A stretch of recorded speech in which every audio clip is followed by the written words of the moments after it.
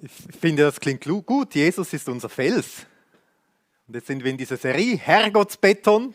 Untertitel Wie aus Fremden Freunde werden. Und heute mit dem Thema Jesus mäßig lieben. Und es wird extrem. Ich weiß nicht, wie es dir geht mit so extremen Dingen. Meistens faszinieren die uns. Ich habe ein Beispiel. Wer kennt diese Berge?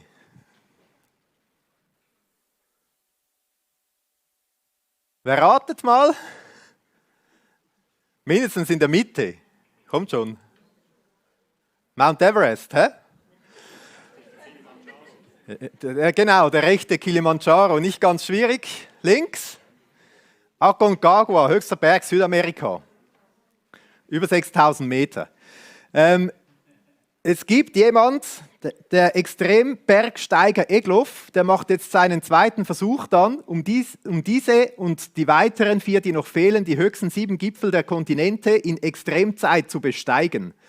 Und zwar für viele Leute wäre das schon verrückt und er versucht es noch in möglichst kurzer Zeit, einen neuen Zeitrekord, diese Gipfel zu besteigen. Und das ist mit so verschiedenen Herausforderungen verbunden, zum Beispiel Mount Everest. Das Problem ist, also er geht ja da ohne Sauerstoff rauf und hat noch einen Kollegen, der mitkommt mit Sauerstoff für den Notfall.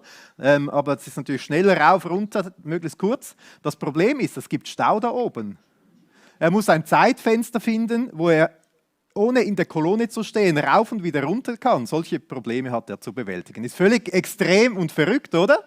Und vielleicht geht es euch gleich wie mir, mich fasziniert das, aber ich sage, für mich ist das nichts. Für mich ist das nichts. Und so ist es doch so häufig mit so extremen Dingen, sie faszinieren uns irgendwo, aber wir denken dann, ja, für uns ist das nichts. Und heute gehen wir in dieses Thema hinein, Jesus mäßig lieben. Und das ist auch etwas völlig Extremes. Und vielleicht gehst du ja heute nach Hause und sagst, ja, das ist etwas Extremes, aber ja, doch, vielleicht ist das auch etwas für mich tatsächlich.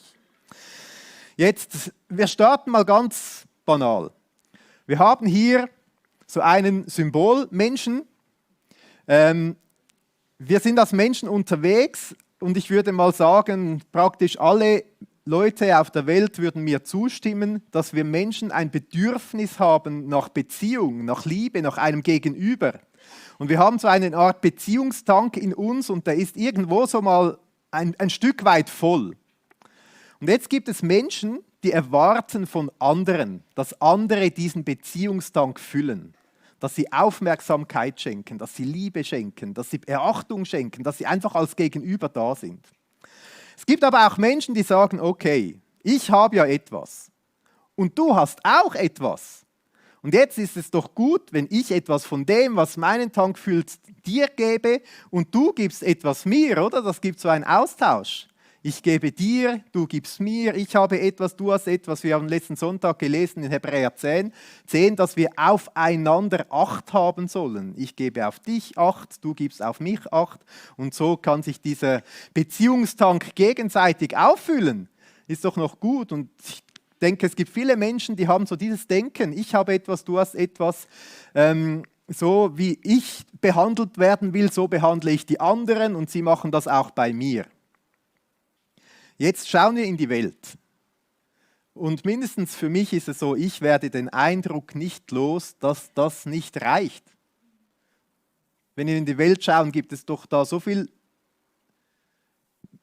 halbleere, dreiviertelleere Tanks, Beziehungstanks. Irgendwie geht es nicht auf.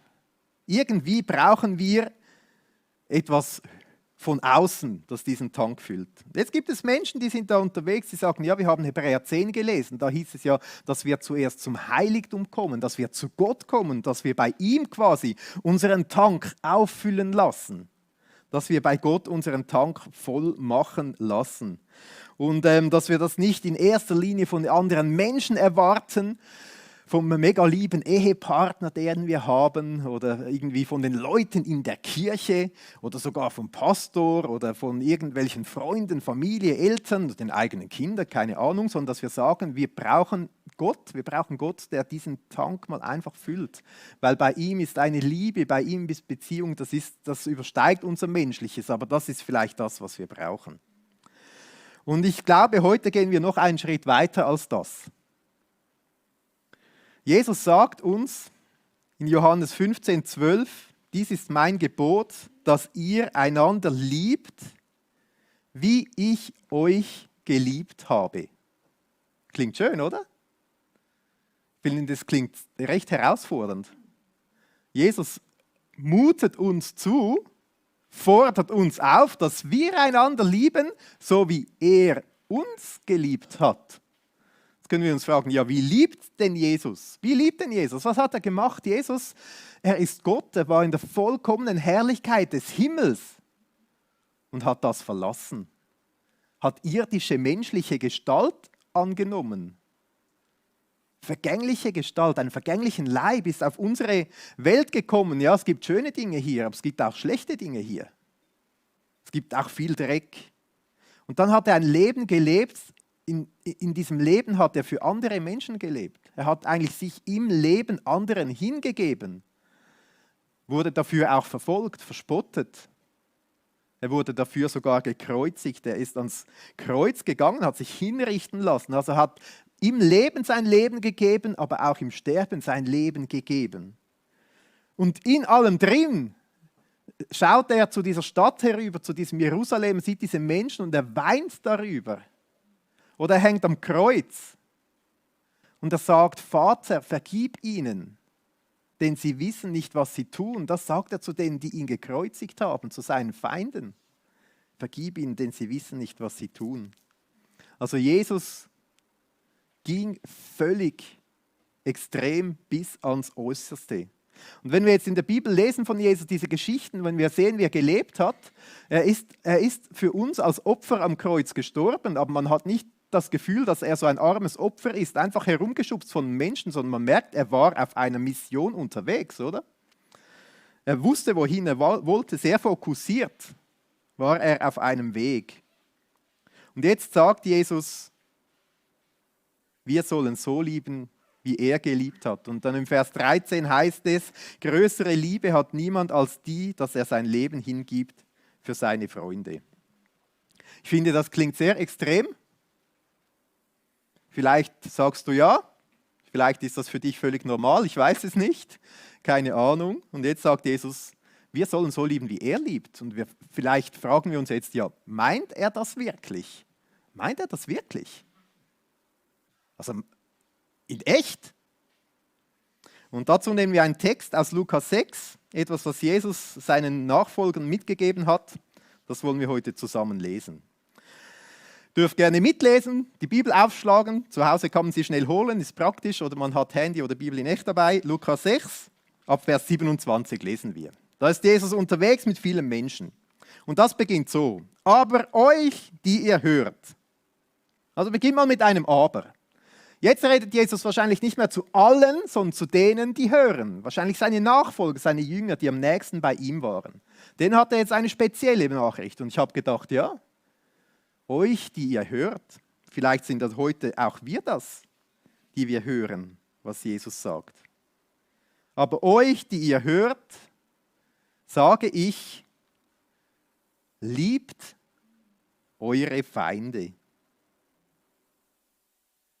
Und jetzt müssen wir uns bewusst sein, dass vielleicht denkst du, boah, okay, heute ist das vielleicht nicht ganz so einfach. Damals war es vielleicht einfach, aber auch für die Leute damals war das etwas völlig Neues. Ich habe auch mal ein bisschen gesucht, so behandle den Nächsten, wie du selber behandelt werden willst und so weiter. Das findet man in vielen Religionen und so, aber aktiv die Feinde zu lieben, ich glaube, Jesus ist der Einzige, der das gesagt hat und der das noch fordert. Bin ich schon sehr extrem. Lieben, Agapao, steht in einer Zeitform hier, Präsens, die bedeutet jetzt und auch andauernd, die ganze Zeit. Und jetzt denkst du vielleicht, ja okay, ja gut, ja Gott hat ja die Menschen auch alle lieb, dann habe ich auch alle Menschen irgendwie so lieb, das geht schon irgendwie. Aber Jesus meint das sehr konkret. Jesus meint nicht nur einfach Worte, sondern er meint Taten, also real lieben, in Tat, nicht einfach in Wort, irgendwie platonisch, metaphysisch, ja, wir haben schon alle gern und so. Und nämlich lesen wir jetzt weiter den Bibeltext und es kommen jetzt 7 Punkte, ganz konkrete Vorschläge, wie das aussehen kann, seine Feinde zu lieben. Okay. Punkt 1. Tut wohl denen, die euch hassen. Punkt 2. Segnet, die euch fluchen. Punkt 3. Betet für die, die euch beleidigen. Punkt 4. Dem, der dich auf die Backe schlägt, biete auch die andere dar. Punkt 5. Und dem, der dir den Mantel nimmt, verweigere auch das Untergewand nicht. Punkt 6. Gib jedem, der dich bittet. Punkt 7. Und von dem, der dir das Deine nimmt, fordere es nicht zurück. Vielleicht auch kein Zufall, dass es genau 7 sind, oder? Jetzt fordert Jesus uns auf, so unsere Feinde zu lieben. Vielleicht denkst du jetzt, das ist ein bisschen weltfremd. Ich finde, das ist wirklich etwas weltfremd. Also das findet man ja eigentlich nicht, oder? Und es war auch schon damals völlig weltfremd. Also einfach, um das ein bisschen einzuordnen. Es gab im Alten Testament, in Schriften, die sie damals hatten, schon Aufforderungen, dass man jemandem, der einem hasst, Essen geben soll. Das hat vor allem damit zu tun, dass man nicht in Sünde fällt, oder? Dass Gerechtigkeit herrscht. Aber aus Liebe, einfach so, ohne etwas zu erwarten, das gab es nicht. Und dann wurde das Volk Israel aufgefordert, auch in den alten Schriften, segnet das Volk zum Beispiel, segnet euer Volk. Aber die Feinde segnen, segnen bedeutet, Gutes zusprechen und den Wohlwollen Gottes zusprechen, dass Gott sich gnädig jemandem zuwendet. Das bedeutet Segen, ganz kurz zusammengefasst. Oder beten heißt nicht einfach, ja Gott, dieser ist so böse, bring den endlich weg oder um die Ecke, keine Ahnung, sondern in die Fürbitte aufzunehmen, ins regelmäßige Gebet aufzunehmen. Die Leute waren sich damals gewohnt, dass man Gleiches mit Gleichem wieder gut machen konnte. Auge um Auge, Zahn um Zahn, oder? Das, was wir bis heute so sprichwörtlich sagen, ist eigentlich nicht negativ. Gleiches muss mit Gleichem wieder gerecht gemacht werden. Das waren die Leute gewohnt. Und jetzt sagt Jesus, wenn dir einer auf die Backe schlägt, halt auch die andere Wange hin. Die Leute waren sich gewohnt. Das heißt, im 2. Mose 22, 25 heißt es, wenn du jemandem den Mantel ausleihst, muss er dir ihn am Abend wieder zurückgeben. Weil in der Nacht wird es kalt, du musst ja nicht frieren in der Nacht, oder? Das waren die Leute gewohnt. Und jetzt sagt Jesus, wenn du einem den Mantel ausleihst, dann gib ihm gleich noch das Untergewand mit. Die Leute waren gewohnt, dass man den Armen etwas gibt. Und jetzt sagt Jesus, gib jedem, der dich bittet. Und dann fordere von dem, der dir das Deine nimmt, es nicht zurück. Vielleicht denkst du, wenn du einem guten Freund etwas ausleihst, ja, okay, du darfst es behalten, machen wir hier und da, oder? Aber wenn dir jemand etwas nimmt, also wenn jemand mir einfach etwas nimmt, vielleicht nicht der Freund, oder? Der Feind, ein Dieb, du darfst es behalten. Also, ich finde, Jesus ist extrem, wenn er solche Dinge sagt. Und er übertreibt eigentlich völlig. Vielleicht denkst du jetzt, ja cool, diese extremen Dinge ist schön für andere, die sollen das machen, ist vielleicht nichts für mich. Und dann fährt Jesus fort, eigentlich das gibt so das Normale, ich gebe dir und du gibst mir, das ist ja eigentlich weit verbreitet, das ist gar nicht so speziell. Aber das, was er sagt, ist speziell. Im Vers 31 heißt es dann, und wie ihr wollt, dass euch die Menschen tun sollen, tut ihnen ebenso. Ich bin spannend, oder? Wie ihr wollt, was ich mir eigentlich wünschte, nicht, dass sie es täten, nicht, wenn du mir gibst, dann gebe ich dir auch. Und wenn ihr liebt, die euch lieben, was für einen Dank habt ihr? Denn auch die Sünder lieben, die sie lieben. Mit Sündern sind hier einfach die normalen Menschen gemeint.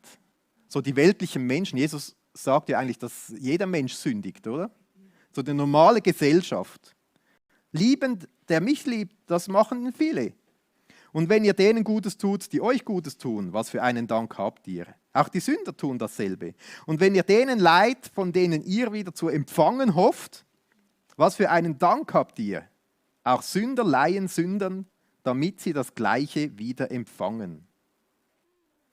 Doch liebt eure Feinde und tut Gutes und Leid, ohne etwas wieder zu erhoffen. Schon sehr steil und maßlos. Eigentlich völlig übertrieben, oder? Eigentlich nicht von dieser Welt. So überfließend, einfach Liebe geben. Geben, ohne zurückzuerwarten. Vielleicht sind so jetzt Gedanken, ja gut, wenn ich das mache, dann wird es ja immer weniger. Dann irgendwie verliere ich mich ja selbst. Dann wird der Tank immer leerer. Ich gebe immer mehr und gehe selber leer aus. Am Ende. Wie kann das sein? Wie kann das funktionieren? Und jetzt ist der Text ja hier noch nicht zu Ende, weil das Entscheidende, das kommt noch. Vers 35. Zuerst heißt es da im Vers 35, und euer Lohn wird groß sein. Das sagt Jesus. Ich weiß nicht, was ihr euch so vorstellt, wenn Jesus sagt, euer Lohn wird groß sein. Vielleicht stellt ihr Gold und Diamanten vor, irgendwie im Himmel oder so. Ich habe manchmal den Eindruck, da gibt es so viel davon, das muss fast etwas anderes damit gemeint sein. Für mich sind es vor allem zwei Dinge, die mir da ins Sinn kommen. Das eine ist, dass es zeigt, dass Gott alles sieht. Dass Gott auch die kleinen Dinge sieht. Das heißt in Matthäus 10,42 sogar, wenn ich jemandem nur einen Becher kaltes Wasser gebe, sogar das sieht Gott und wird es belohnen. Und das Zweite, was ich auch da drin sehe, ist der Gedanke, dass es sich eben lohnt, dass es eine Auswirkung hat. Ich stelle mir vor, vielleicht sitzen wir dann mal zusammen auf einem wunderschönen Platz im Himmel, auf einem Bänklein und schauen zurück, was wir da erlebt haben auf dieser Welt und so weiter und denken, hey, das hat schon viel gekostet. Aber es hat sich gelohnt. Aber das ist noch nicht eigentlich das Eigentliche oder der Schlüssel. Es geht dann weiter im Vers 35, und euer Lohn wird groß sein und ihr werdet Söhne des Höchsten sein, denn er ist gütig gegen die Undankbaren und Bösen. Also ganz kurz, da könnte man eine eigene Predigt darüber machen. Gott ist gütig gegen den Undankbaren und Bösen. Könnt ihr mal vertiefen, Noah-Bund zum Beispiel oder so, aber Gott gibt Gutes völlig unverdient. Und vielleicht auch deshalb sollen wir das Gleiche tun. Aber der Schlüssel steckt hier in der Mitte. Und ihr werdet Söhne des Höchsten genannt werden. Sein. Es geht voll ab auf die Identität. Das ist hochspannend. Jesus sagt eigentlich, Söhne, das Wort, was hier steht, Hyos, das ist nicht einfach Kind oder so gemeint, sondern wirklich eine Abstammung, eine Verbundenheit, eine Charakterähnlichkeit, eine Identität, die daraus kommt. Also Jesus sagt, als Kinder von Gott in dieser Identität, dann ist es möglich. Dann kann es möglich werden. Weil wenn ich in dieser Verbundenheit mit Gott bin, bei Gott gibt es ja kein Minus, bei Gott wird nicht der Tank irgendwann plötzlich leer und er hat nichts mehr zu geben, sondern Gott ist die Quelle und der Ursprung vom Leben und der Liebe. Bei ihm fließt es einfach immer weiter. Es kann gar nicht aufhören. Und jetzt sagt Jesus, das ist eure Identität. In dieser Identität seid ihr unterwegs in dieser Welt. In diesem Wissen, dass ihr verbunden seid mit dem Allerhöchsten, der keine Ressourcenengpässe hat, was das betrifft. Der kann geben und geben und geben und es hört einfach nicht auf. Also wenn Jesus von uns fordert, dass wir andere grenzenlos lieben sollen, sogar unsere Feinde, dann sagt er uns das, weil wir grenzenlos geliebt sind, weil wir uns in diese Liebe von Gott einhängen können. Nicht wir haben ihn zuerst geliebt, sondern er hat uns zuerst geliebt. Und Gott hat nicht nur ein bisschen, er hat ganz viel.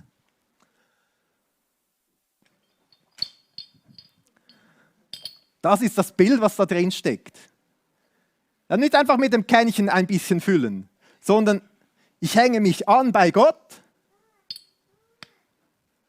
und es fließt.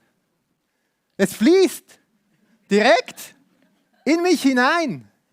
Ich komme nicht am Sonntag und fülle meine Kanne ein bisschen auf Und da muss es irgendwie reichen für die Woche.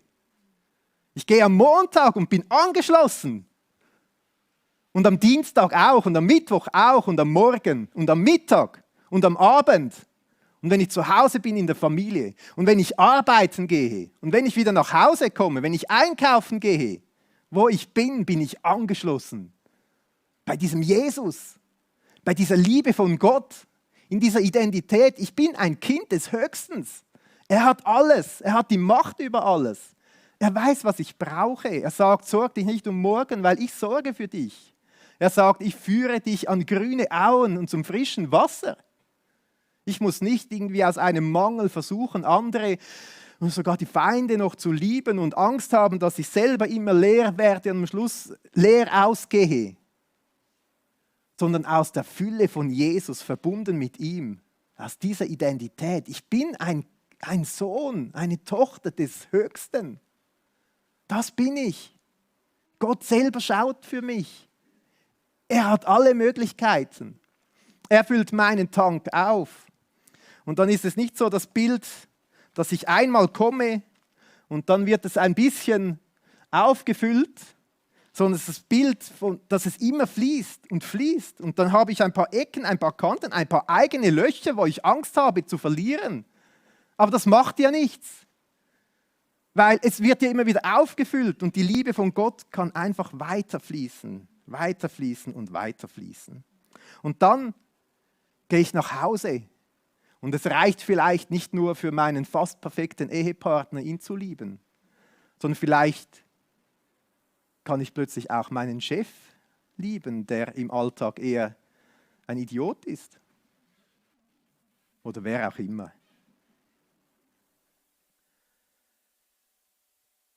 So können wir unterwegs sein. Eine wichtige Klammer, die ich hier aufmachen muss. Es gibt negative Beziehungen. Es gibt manchmal so wirklich toxische Beziehungen, Abhängigkeiten und so weiter. Das, was Jesus uns fordert hier, ist nicht Selbstaufgabe, sich einfach hinzugeben und quasi sich selber wirklich zu verlieren oder so etwas.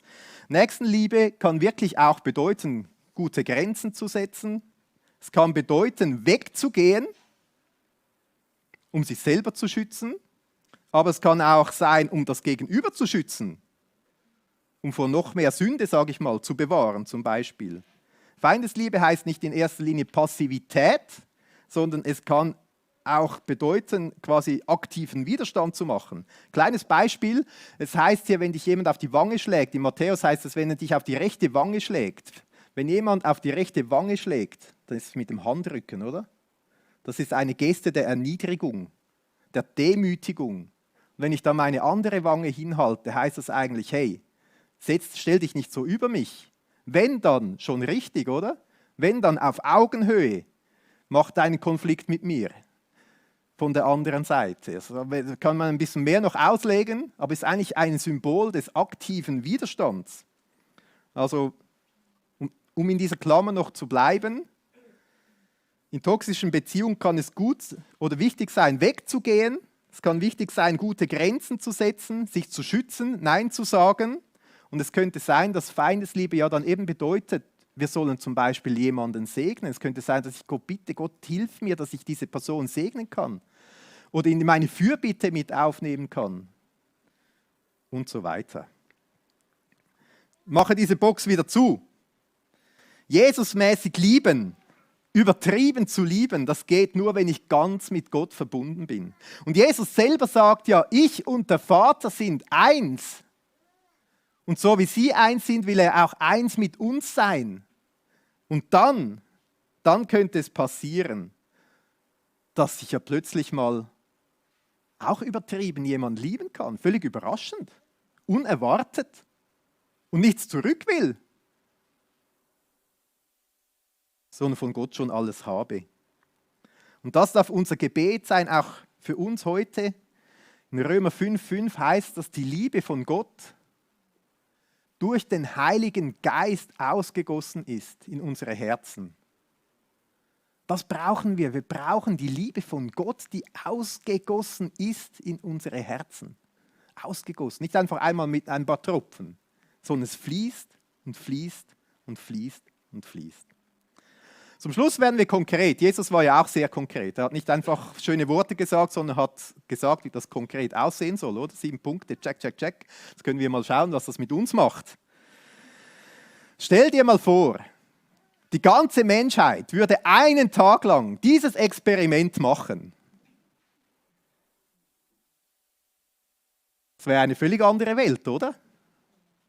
Und vielleicht wäre es genau das, was die Welt eigentlich bräuchte. Das würde etwas völlig Neues bringen. N.T. Wright, ein bekannter Theologe, er sagt über diese Stelle, diese Anweisungen tragen eine frische, frühlingshafte Qualität in sich. Sie drehen sich darum, dass sich neues Leben Bahn bricht. Wie frische Frühlingsblumen, die den Beton aufsprengen und jedermann mit ihren Farben und ihrer Lebenskraft in Erstaunen versetzt. Vielleicht fangen wir ganz banal an, mit kleinen Dingen. Vielleicht sagst du, ja, ich bin angeknüpft an diesen Jesus und will es üben mit einfachen Sachen, muss nicht übertrieben anfangen, sondern in kleinen Schritten. Vielleicht hat wirklich jemand dir etwas geliehen. Und statt dass du ihm schreibst, wann bringst du es endlich, schreibst du ihm nachher, hey, du darfst es behalten. Vielleicht hat wirklich irgendjemand von dir zu viel Geld verlangt für etwas. Und statt dass du eine wütende E-Mail schreibst, schickst du noch eine 50er-Note hinterher und sagst, wenn es wirklich so schwierig ist bei euch mit dem Geld, dann habt ihr noch was für die Kaffeekasse.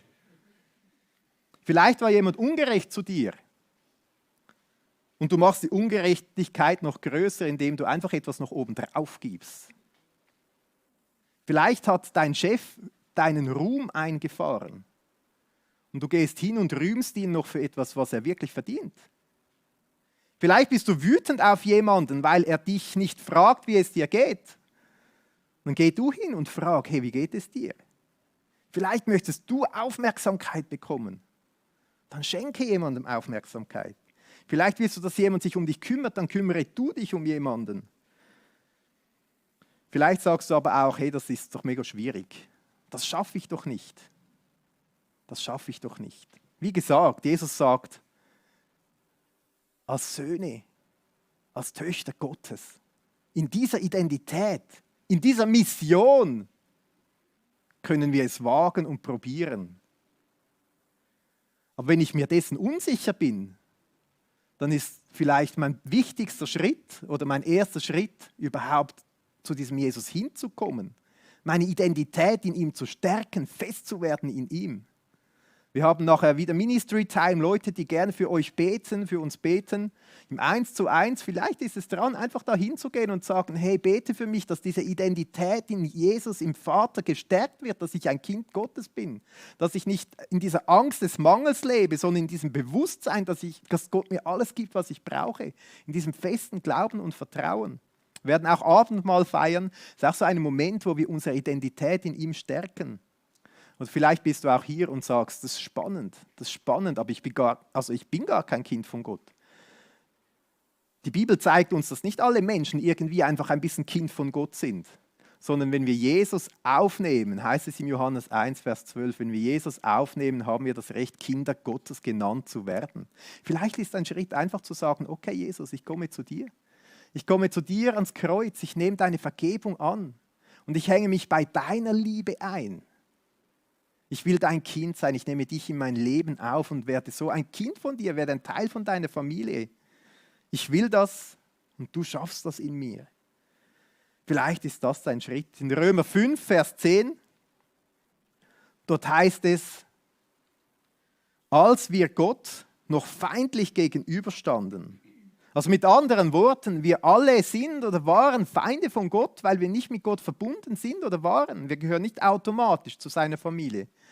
Als wir Gott noch feindlich gegenüberstanden, hat er uns durch den Tod seines Sohnes mit sich selbst versöhnt. Wie viel mehr werden wir, da wir jetzt Frieden mit Gott haben, am Tag des Gerichts bewahrt bleiben, nachdem ja Christus auferstanden ist und lebt. Also wenn wir überlegen, was Jesus getan hat, sehen wir genau das. Er ist für uns am Kreuz gestorben, er hat sich selbst hingegeben, er hat uns völlig übertrieben geliebt, als wir noch gar nichts von ihm wissen wollten. Das kann ich einfach sagen, hat ja noch niemand gelebt von euch damals, oder? Und ich weiß nicht, Jesus wusste damals nicht, wer von uns sagt, ja, ich will an diesen Jesus glauben und wer dieses Geschenk gar nicht annehmen will. Aber Jesus hat es gemacht. Er hat es getan, einfach aus Liebe. Völlig übertrieben eigentlich. Oder fast himmlisch oder eben göttlich hat er uns geliebt. Vielleicht ist das dein Schritt, dass du Jesus heute ins Leben auflässt und ein Kind Gottes wirst. Vielleicht, dass du sagst, ja, ich gehe bewusst zu Jesus und suche mich in dieser Identität zu stärken. Oder vielleicht möchtest du ein paar praktische Versuche wagen. Mal einfach so übernatürlich, völlig übertrieben, ohne etwas zurückzuerwarten, zu lieben und dabei bewusst zu sein, du darfst alles von Gott erwarten.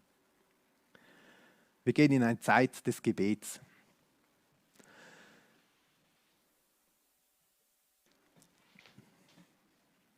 Danke, Jesus, dass du auf diese Welt gekommen bist. Dass du uns so sehr liebst, als wir noch gar nichts von dir wissen wollten.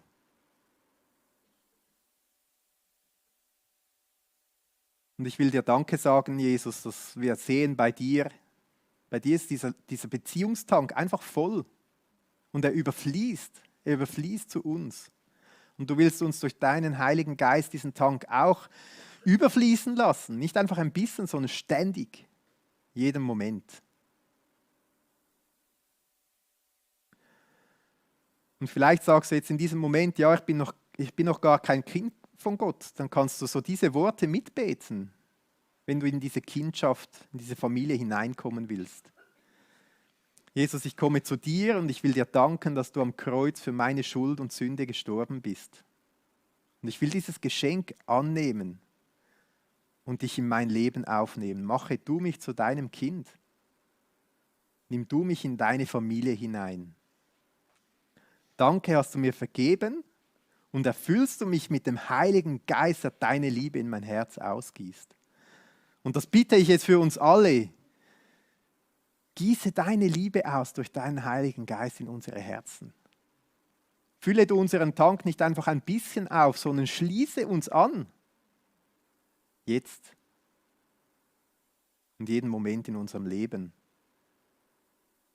Führ du uns immer wieder zurück in diese Identität, dass wir deine Kinder sein dürfen. Und dass bei dir nicht Mangel herrscht, sondern Überfluss.